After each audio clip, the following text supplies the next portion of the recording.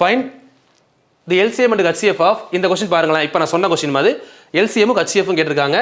சரிங்களா? Question x square minus y square, இன்னொரு value என்ன சொல்கிறாங்க, x minus y whole square. இது ஒரு வேல்யூ. இதை நம்ம எப்படி எழுதலாம், x plus y x minus ஒய்னு பிரித்து எழுதலாமா? ஓகே, இதை x plus y x minus ஒய்னு எழுதலாம். இந்த வேல்யூ எப்படி எழுத முடியும், எக்ஸ் மைனஸ் ஒய் ஹோல் ஸ்கொயர்னு எழுதலாம். இப்போது இந்த மைனஸ் எக்ஸ் மைனஸ் ஒய் ரெண்டுலேயுமே இருக்குது. ஆனால் எக்ஸ் ப்ளஸ் ஒய் இதில் இல்லை, பவரில் என்ன போட்டுக்கலாம், 0 போட்டுக்கலாமா? இப்போ வாங்க எல்சிஎம் கண்டுபிடிக்க போகிறோம். Power method. எல்சிஎம்னா எப்படி இருக்கணும், பெரிய பவர்.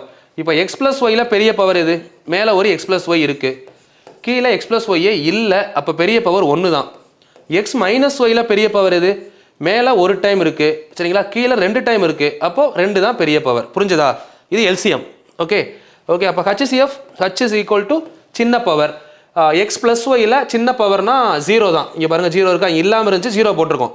அப்போது எக்ஸ் ப்ளஸ் ஒய்யில் சின்ன பவர்னா 0, எக்ஸ் மைனஸ் ஒய்யை பொறுத்தவரை சின்ன பவர் என்னது, 1. அப்போ இதோட ஆன்சர் 0னா தேவையில்லையா, x minus y equal to H, அவ்வளோதான் ஆன்சர். சரிங்களா? இந்த ஆன்சர் எங்கே இருக்குன்னு பாருங்கள், x plus y power 1, x minus y whole square இங்கே இருக்குது பாருங்கள். Option C. Option C is correct. Check பண்ணிட்டீங்களா?